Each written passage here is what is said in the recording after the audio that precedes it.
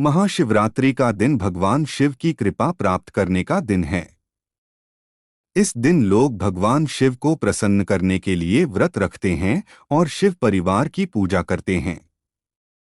इस दिन शिवरात्रि की व्रत कथा सुनने का बहुत अधिक महत्व होता है। आपको बता दें कि एक बार माता पार्वती ने भगवान शिव शंकर से पूछा कि आपकी कृपा पाने के लिए सबसे सरल व्रत और पूजा कौन सा है। तब भगवान शिव ने माता पार्वती को शिवरात्रि व्रत की महिमा, व्रत और पूजा विधि के बारे में बताया। साथ ही उन्होंने माता पार्वती को महाशिवरात्रि व्रत की कथा भी सुनाई। बता दें कि पूजा के दौरान महाशिवरात्रि व्रत कथा सुनना फलदायी होता है। इस साल महाशिवरात्रि 8 मार्च 2024 को मनाई जाएगी। शिव पुराण की कथा के अनुसार एक गांव में एक शिकारी था जो जानवरों का शिकार करके अपना परिवार चलाता था। वह गांव के एक साहूकार का कर्जदार था।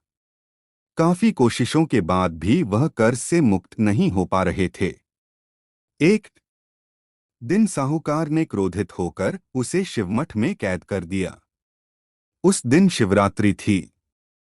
शिकारी ने उस दिन महाशिवरात्रि की कथा सुनी।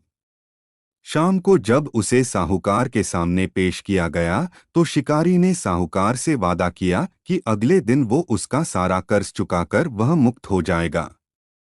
जिसके बाद साहूकार ने उसे छोड़ दिया। जिसके बाद शिकारी वहां से जंगल में चला गया और अपने लिए शिकार की तलाश करने लगा। वह एक तालाब के किनारे पहुंचा। वहां उसने एक बेल के पेड़ पर अपना घर बनाने लगा। उस वृक्ष के नीचे एक शिवलिंग था जो बेल के पत्तों से ढका हुआ था। इसकी जानकारी उसे नहीं थी। अनजाने में शिकारी ने की भगवान शिव की पूजा उसने बेल के पेड़ की शाखाएं तोड़कर नीचे फेंक दीं और पत्तियां टूटकर शिवलिंग पर गिरती रहीं। वह भूख प्यास से व्याकुल था। अनजाने में उसने शिव की पूजा कर ली। वह दोपहर तक भूखा रहा।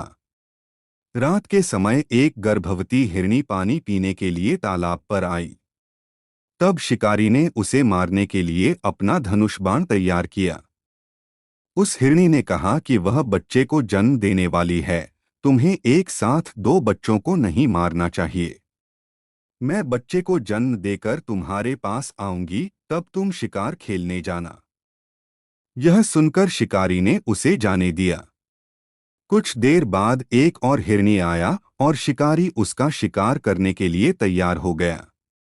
तब हिरनी ने कहा कि वह अभी-अभी ऋतु से मुक्त हुई है, काम के वशीभूत होने के कारण अपने पति की तलाश कर रही है। वह शीघ्र ही अपने पति से मिलकर शिकार के लिए उपस्थित होगी। शिकारी ने उसे भी छोड़ दिया। शिकारी ने एक एक करके सभी को जाने दिया। देर रात एक हिरनी अपने बच्चों के साथ उस तालाब के पास आया।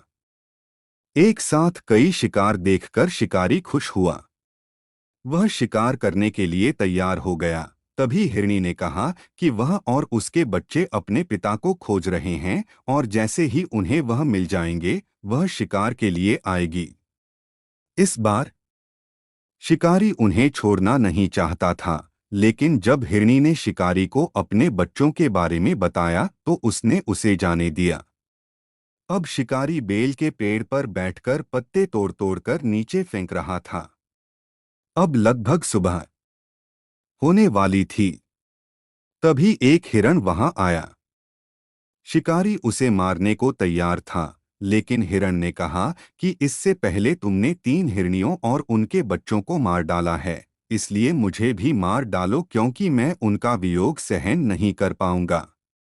और अगर तुमने उन्हें जीवनदान दिया है तो मुझे भी छोड़ दो, मैं परिवार से मिलूंगा और तुम्हारे समक्ष उपस्थित होऊंगा।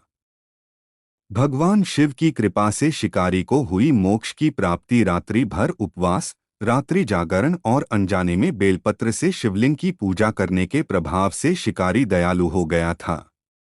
उसने हिरण को भी जाने दिया। उसके मन में भक्ति की भावना उत्पन्न हो गई और वह अपने पुराने कर्मों के बारे में सोचकर पश्चाताप करने लगा। तभी उसने देखा कि पूरा हिरण परिवार शिकार के लिए उसके पास आया है। यह देखकर वह और अधिक दयालु हो गया और रोने लगा। उस शिकारी ने मृग परिवार के लिए अपने प्राणों की आहुति दे दी और स्वयं हिंसा छोड़कर दयालुता के मार्ग पर चलने लगा। शिव की कृपा से शिकारी और मृग परिवार को मोक्ष की प्राप्ति हुई। दोस्तों, वीडियो पसंद आए तो लाइक करना। इसी तरह वीडियो देखने के लिए चैनल को सब्सक्राइब करें।